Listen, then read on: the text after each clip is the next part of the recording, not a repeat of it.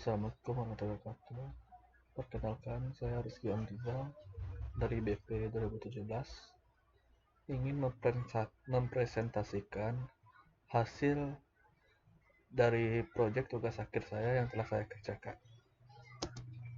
Pertama-tama di sini saya akan mengaktifkan terlebih dahulu SAMPP-nya sebagai web servernya.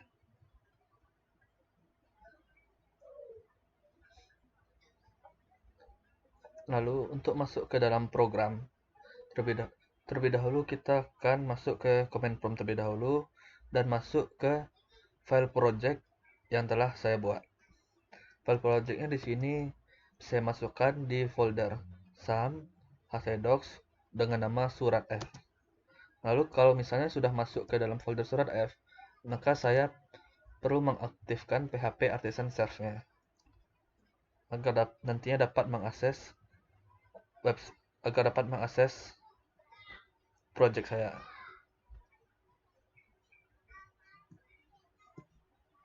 Setelah itu di website saya ketikkan localhost .2 dengan portnya 8000. Lalu untuk mengakses ke dalam sistem diperlukan sebuah autentikasi terlebih dahulu.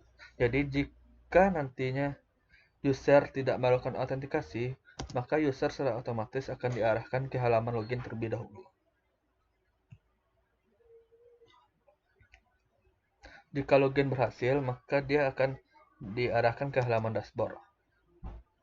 User tadi yang saya masukkan NIP dan passwordnya adalah user yang berjenis sebagai admin. Seperti yang bisa dilihat di sini, namanya super admin. Pertama-tama saya akan menjelaskan terlebih dahulu tentang halaman dashboardnya. Halaman dashboardnya itu terdiri dari cardbox yang ada surat, pegawai, dan setting. Maksud dari angka 2 di situ adalah total jumlah surat keluar yang telah selama ini diproses pada sistem. Kalau yang 7 di pegawai itu total jumlah pegawai yang ada pada sistem. Lalu setting ini bisa dibilang tabel induk yang nantinya akan terhubung ke pegawai.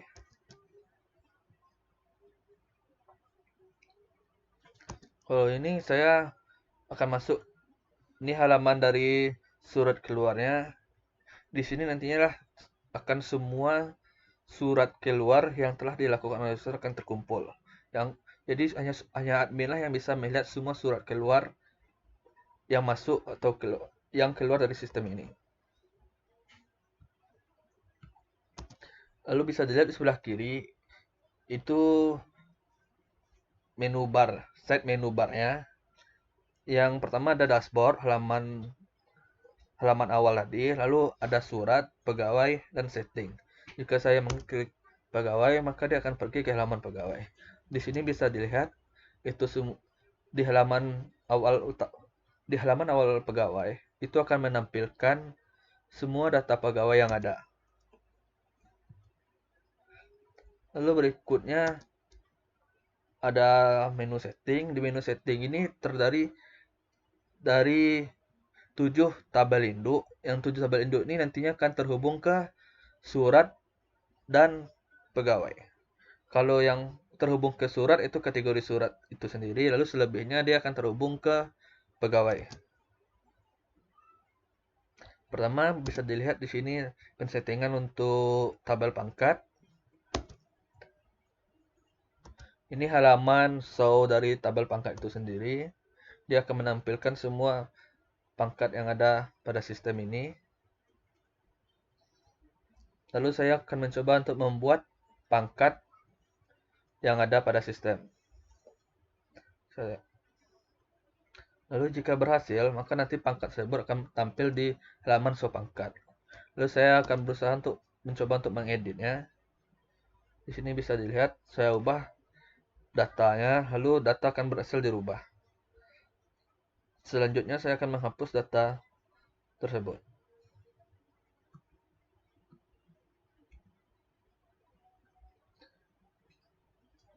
Begitu pula dengan tabel induk lainnya, prosesnya juga sama dengan tabel pangkat tadi. Di sini saya akan mencoba semuanya.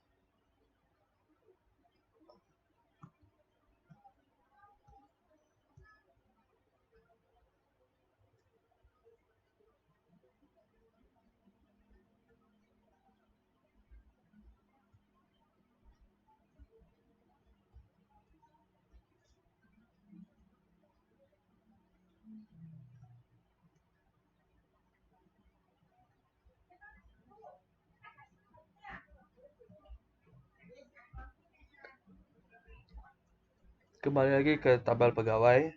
Di tabel pegawai ini saya akan mencoba untuk mempresentasikan bagaimana saya membuat data pegawai. Di sini ada form register untuk pembuatan data pegawai. Yang pertama di form tersebut ada pastinya NIP, lalu nama, passwordnya apa, status pendidikannya apa, statusnya apa, sertifikasi, apakah sudah sertifikasi atau belum, lalu pangkat dari pegawai itu apa, golongannya apa, jabatan fungsionalnya apa, jabatan dan fungsional apa, dia dari unit mana. Bisa dilihat di sini semua data yang ada pada pangkat, golongan, jabatan fungsional dan seterusnya itu adalah data yang telah kita inputkan tadi di menu setting tadi.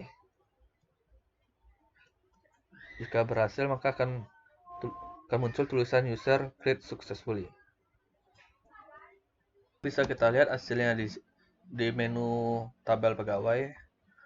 Di bagian nomor 8 itu ada informasi data yang tabel yang baru,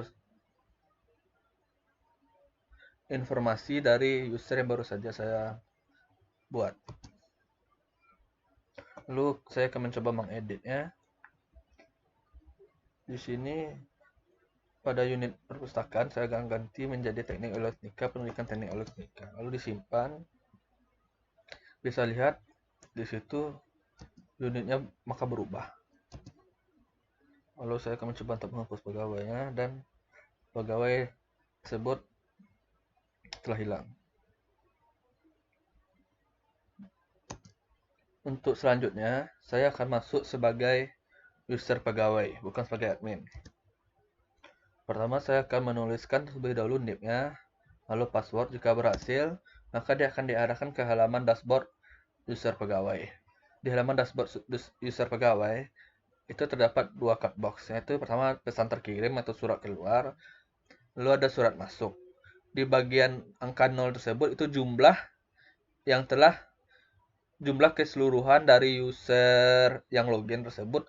Kalau misalnya berapa jumlahnya dia telah melakukan pengiriman surat, dan jumlah berapa surat masuk yang diterima oleh dari user yang login tersebut. Dan di bagian belum dibaca sama dengan 0 ini berarti status dari surat masuk tersebut, apakah sudah dibaca atau belum, berapa jumlah totalnya. Begitu juga dengan belum diproses, berapa total dari surat masuk yang belum diproses oleh user yang login.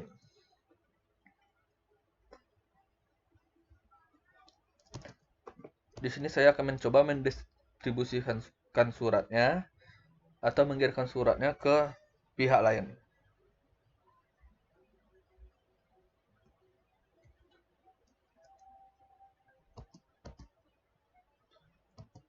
Jika berhasil, maka user akan diarahkan ke halaman pesan terkirim. Di halaman pesan terkirim itu akan memperlihatkan informasi terkait dari surat yang telah kita kirim tadi. Informasi pertama yaitu asal surat, lalu ada tanggal surat, tanggal kirimnya, lalu nomor suratnya berapa, perihalnya apa, lalu ada aksinya. Aksi di sini terdiri dari dua button. Yang pertama yaitu button info dan button view.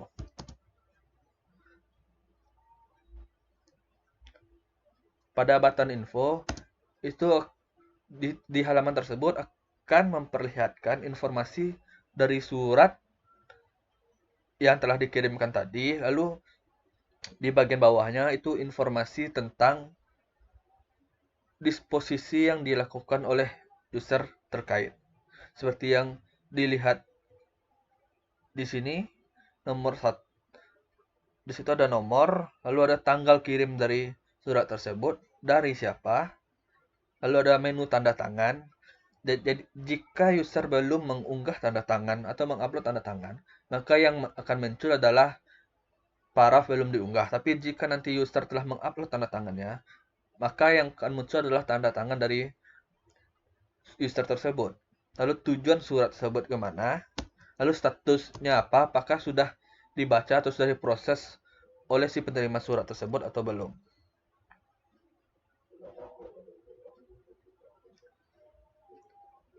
Lalu selanjutnya di menu view surat, itu pada halaman ini adalah menampilkan dari view surat tersebut. Yang ditampilkan pertama yaitu informasi dari surat tersebut sama dengan info surat sebelumnya. Lalu pembedaannya di sini adalah kita bisa mendownload surat yang telah dikirimkan tadi pada button file surat yang telah tersedia. Lalu di bagian bawahnya ada history surat. Di sini bertujuan untuk jika misalnya si pengirim meninggalkan catatan atau disposisi kepada si penerima surat tersebut.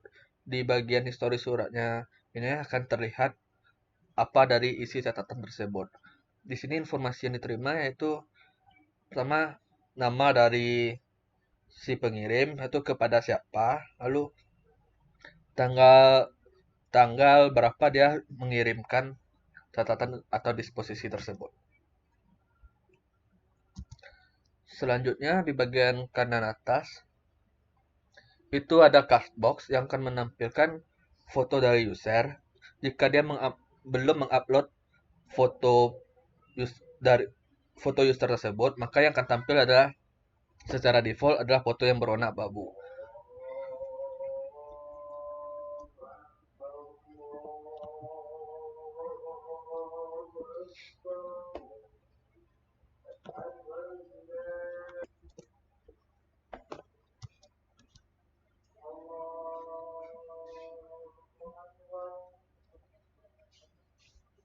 Lalu selanjutnya ada nama dari user yang login, jabatannya apa, dan di bawahnya ada tombol jika user ingin keluar dari sistem. Selanjutnya kita masuk ke halaman profile. Pada halaman profile, di situ ada informasi tentang user yang login tersebut. Informasi yang diterima adalah nama, foto dari user tersebut, jabatannya apa, pangkat atau golongannya apa, statusnya apa, status pendidikannya apa, atau dia sudah sertifikasi atau belum pada menu profile. Di menu foto, itu akan terlihat tempat user akan mengupload foto yang akan diunggahnya. Selanjutnya ada menu tanda tangan. Jika user belum mengupload tanda tangan, di sinilah tempatnya nanti kalau user ingin mengupload tanda tangan dari user tersebut. Sekarang kita keluar dari user yang tadi, lalu kita akan mengakses login untuk user yang menerima surat tersebut.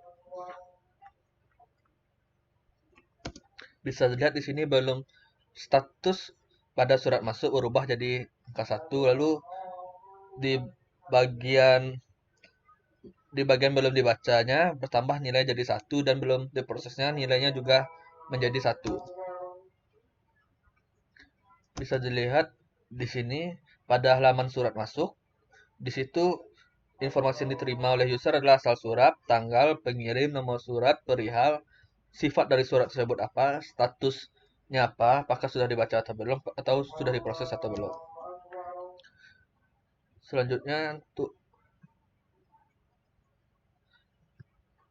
Selanjutnya pada menu sistem informasi suratnya, jika diperhatikan dengan baik, status pada surat tersebut berubah menjadi sudah dibaca dan sudah diproses. Bisa diperhatikan di sini, jika kita mengakses disposisi surat, maka status pada surat tersebut akan berubah menjadi telah dibaca. Dan jika kita menekan tombol tanda sudah diproses, maka status yang sebelumnya belum diproses berubah menjadi sudah diproses. Bisa diperhatikan juga di sebelah kirinya ada file surat. Di situ tempat nantinya user mendownload surat yang masuk.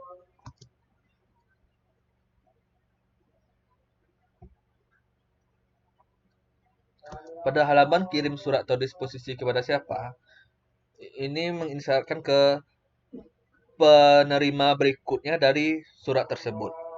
Akan kita arahkan kemana si penerima.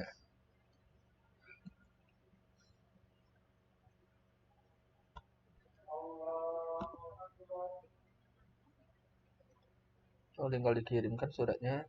Maka status yang berada pada histori surat akan berubah seperti yang terlihat.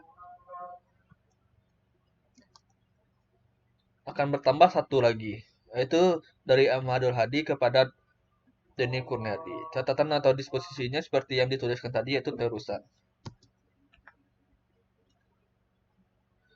Dan bisa dilihat di sini pada pesan terkirim, di catatan disposisi tadi tidak termasuk ke dalam tabel dari pesan terkirim tadi. Dan status pada informasi surat juga akan berubah karena ada penerima berikutnya dari surat tersebut.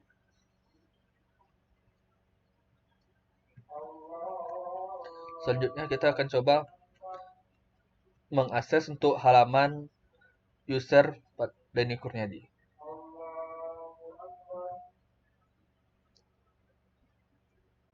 Bisa dilihat ada pesan surat masuk baru yang telah diterima oleh user tersebut. Isi pesannya juga sama dengan user sebelumnya.